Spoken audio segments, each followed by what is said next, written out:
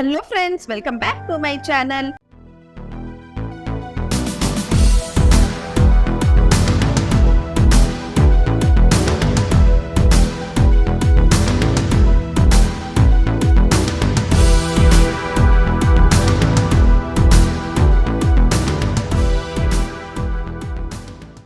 Part 42 के starting में हमें दिखाया जाता है कि यहाँ पर डैनियल डॉक्टर क्वान को लेकर रेस्टोरेंट में आता है और वो लोग डिनर कर रहे होते हैं। तो यहाँ पर डैनियल डॉक्टर क्वान को बोलता है कि मेरे डैड ने जो भी तुमसे कुछ कहा उसके बारे में लेकर तुम कभी भी अनकंफर्टेबल फील मत करना, मैं उनके तरफ से तुमसे माफी मांगता हूँ। तो डॉक्टर क्वान बोलती है, अरे नहीं, तुम ऐसे क्यों बोल रहे हो, उन्होंने ऐसा क्या बोल दिया जो मुझे अनकंफर्टेबल फील हुआ, वो तो बहुत ही अच्छे इंसान है। तो डैनियल बोलता है कि मेरे डैड तुम्हें बहुत ज्यादा पसंद करते हैं। तो यहाँ पर डॉक्टर क्वान बोलती है, अच्छा, कहीं वो मुझे अपनी बहू तो नहीं बनाना चाहते, बट उन्हें ये नहीं पता है क्या कि तुम मुझसे तो प्यार करते ही नहीं हो। तो डैनियल बोलता है कि मेरे डैड ये बिलीव करते हैं कि शादी के लिए प्यार जरूरी नहीं होता, शादी के बाद भी प्यार किया जा सकता है। तो यहाँ पर डॉक्टर क्वान बोलती है, हाँ, तुम्हारे डैड के बातों से मैं सहमत हूँ। मैंने बहुत सारे कपल्स को देखे हैं प्यार के बाद शादी किया है, बट मैंने उनके रिश्ते टूटते हुए देखे हैं। हमें उनसे शादी करनी चाहिए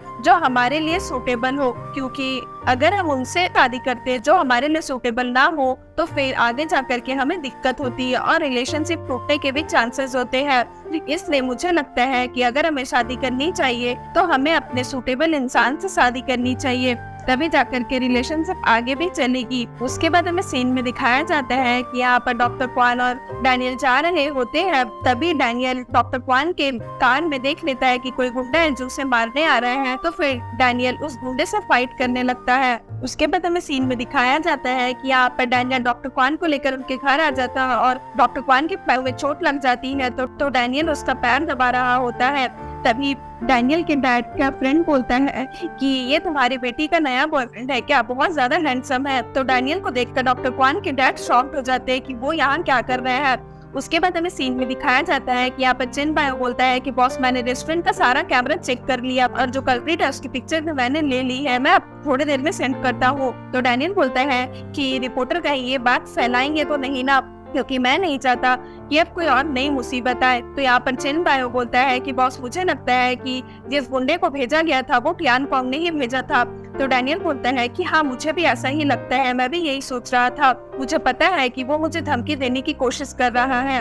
तो चिन बायो बोलता है कि बॉस, मुझे लगता है अब आपको थोड़ा सा ज्यादा केयरफुल रहना होगा। उसके बाद हमें सीन में दिखाया जाता है कि डॉक्टर क्वान के डैड डैनियल से बात करने के लिए आते हैं और बोलते हैं कि मैं जानना चाहता हूँ कि तुम मेरी बेटी क्वान के बारे में क्या सोचते हो। तो डैनियल उन्हें बोलता है, वो तो मेरी एक बहुत अच्छी फ्रेंड है। डॉक्टर क्वान के डैड बोलते हैं, फ्रेंड?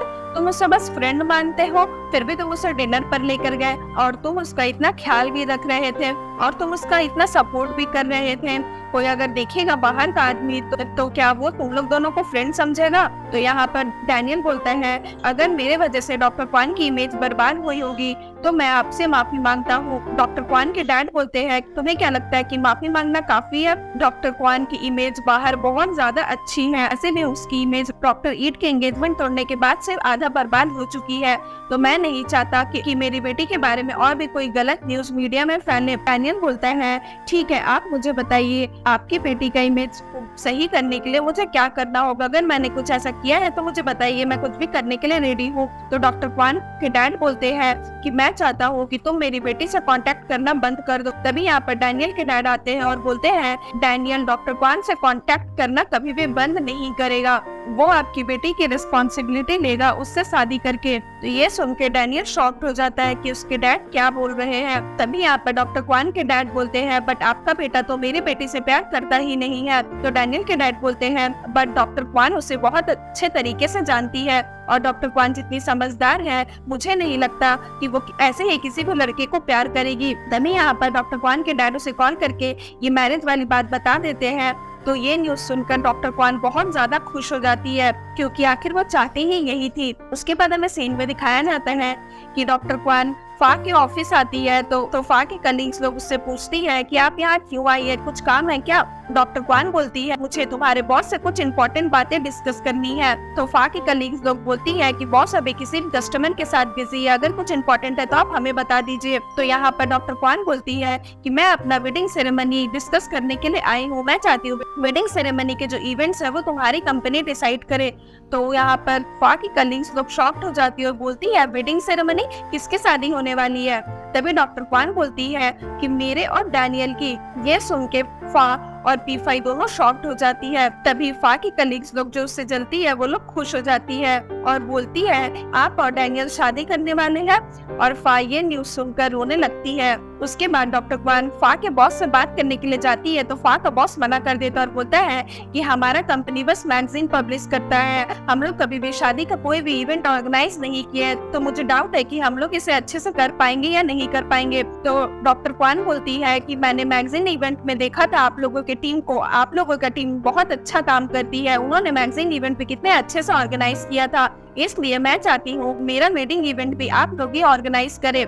मुझे बिलीव है कि आपकी कंपनी ये कर लेगी। पर फा की कलीग्स लोग फा और पी5 को जलाने के लिए बोलती है कि हाँ हम लोग कर लेंगे, हम लोग रिपोर्टर्स को ये बोल देंगे कि डॉक्टर क्वान और डैनियल जब वो लोग मॉडलिंग कर रहे थे तभी हम लोग दोनों को प्यार हो गया था और इसलिए अब वो लोग शादी कर रहे हैं। तभी यहाँ पर फा का बॉस पी5 से पूछता है कि पी5 तुम बताओ तुम क्या सोचती हो, तुम्हें लगता है हम लोग ये चीज कर लेंगे? डॉक्टर क्वान बोलती है कि आप किसी और का ओपिनियन क्यों मांग रहे हैं? तो फा का बॉस बोलता है क्योंकि हमारे यहाँ पर जो भी इवेंट्स वगैरह अगर ऑर्गेनाइज होते हैं तो उसकी इंचार्ज पी5 ही है, इसलिए। तो पी5 बोलती है कि अगर डॉक्टर क्वान अपना लाइफ से रिस्क लेना चाहती है हमारे साथ काम करके तो मुझे लगता है कि हमें ये प्रपोजल एक्सेप्ट कर लेना चाहिए। उसके बाद हमें सीन में दिखाया जाता है कि यहाँ पर फा बहुत सैड रहती है और हर्ट भी रहती है और बैठकर रो रही होती है।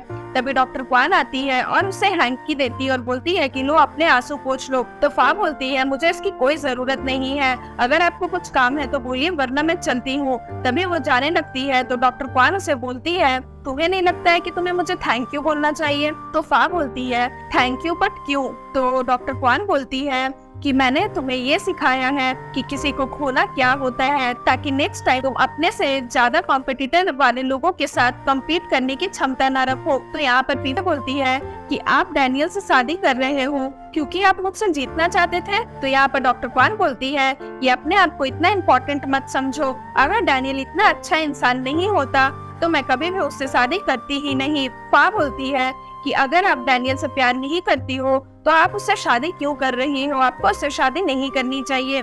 तो यहाँ पर डॉक्टर क्वान बोलती है कि अपनी ये जो सोच है तुम अपनी ये सड़ी हुई नॉवल में लिख करके रखना क्योंकि ये रियलिटी है और मैं तो रियलिटी में जीती हूँ और रियलिटी ये है कि डैनियल ने तुम्हें नहीं चूज करके मुझे चूज किया है। तो यहाँ पर फा बोलती है तो ठीक है आप भी बस वेट करो और देखो एक दिन ऐसा जरूर आएगा जब आप हर्ट होगी और उस टाइम आपको अपने इस डिसीजन पर पछतावा होगा। उसके बाद डॉक्टर क्वान चली जाती है और फा बहुत जोर शोर से रोने लगती है और फिर सीन यहाँ पर खत्म हो जाता है।